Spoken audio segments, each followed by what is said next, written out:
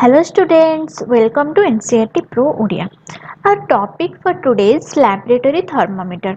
आज हम discussion करबा about laboratory thermometer. So, as you all know guys, there are different type of thermometers. Different types of thermometer रहिछि. जेमिति कि previous class रे हम गोटे topic discussion करथिले about clinical thermometer. Clinical thermometer कोन पय यूज करा जाय, clinical thermometer के केमिति रीडिंग करा जाय से सब जिंस आम से टॉपिक रे डिस्कशन करथिले. आज हम डिस्कशन करबा गोटे different type of thermometer that is laboratory thermometer. So let's move into this topic laboratory thermometer.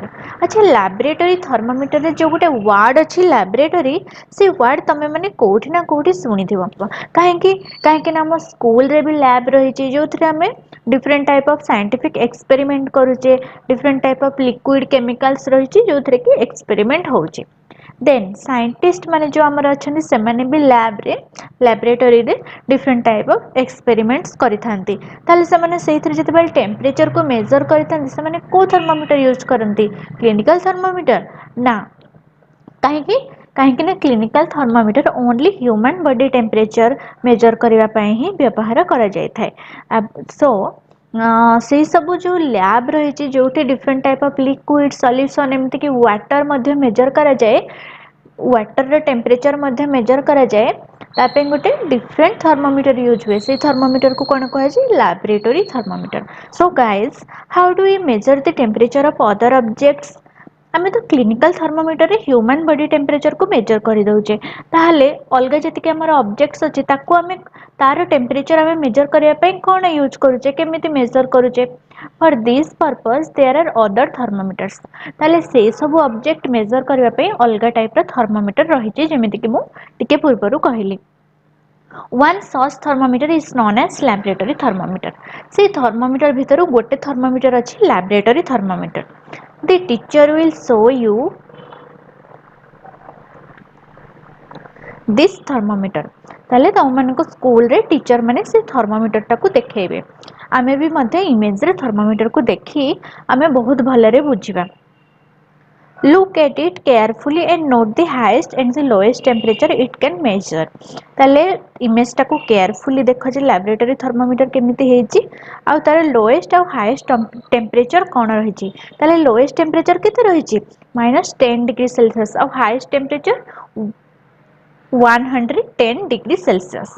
ताले एमिति तार लोएस्ट और हाईएस्ट टेंपरेचर रहिछि माने स्केल रो जो रेंज रहिछि लैबोरेटरी थर्मोमीटर रे जो स्केल रो रेंज रहिछि तार रेंज होछि -10 degree Celsius to 110 degree Celsius. ताले कोन पे एमिति रहिछि The range of a laboratory thermometer is generally from -10 degree Celsius to 100 degree Celsius. Also, as you did in the case of clinical thermometer, find out how much a small division on this thermometer reads.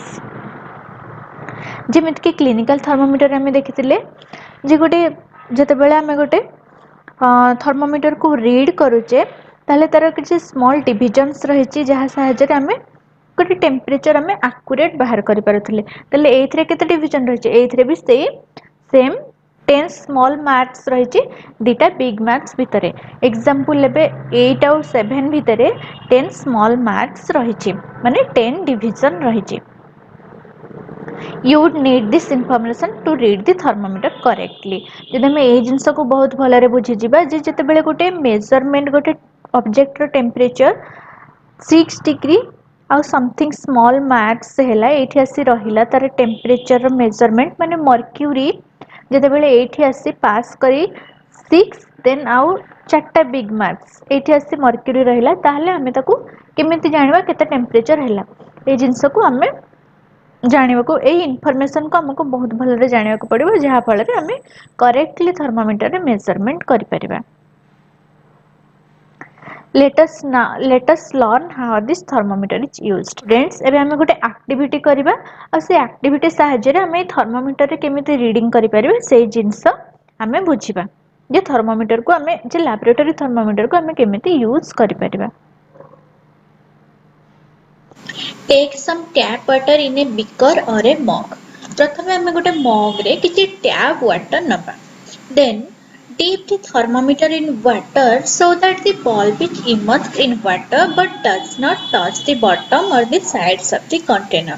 ଏଠୁ ଆମେ କ'ଣ ବୁଝିଲେ image କୁ ଏବେ ତମେ ମାନେ ଦେଖ ଯେ ଯେମିତି ଗୋଟେ ମଗ ରେ ୱାଟର ନିଆ ହେଇଛି ସେମିତି ଆମେ ୱାଟର ନେବା ତାପରେ ଥର୍ମୋମିଟର କୁ ନେଇକି ଡିପ୍ କରିବା ଓ ଆମେ ଥର୍ମୋମିଟର କୁ ଏମିତି ଡିପ୍ କରିବା ଯେମିତି କି ଥର୍ମୋମିଟର ମଗ ର କୌଣସି कंटेनर रो सरफेस रे मध्य टच करिवो नाही किंबा पूरा बॉटम को मध्य टच करिवो नाही मग रो जो बॉटम रही से बॉटम रे मध्य टच करिवो नाही वाटर रे ही हमें डीप कर टिके ऊपर को रखिबा जेमिति टच करिवो नाही then hold the thermometer vertically माने कोन एबे जेमिति थर्मोमीटर रही छि सेटा होछि वर्टिकल पोजीशन से वर्टिकल पोजीशन रे हमें डीप करबा हमें हॉरिजॉन्टली डीप करबा नाही हॉरिजॉन्टली माने त माने जानि परथबो this is the line, this is the horizontal line.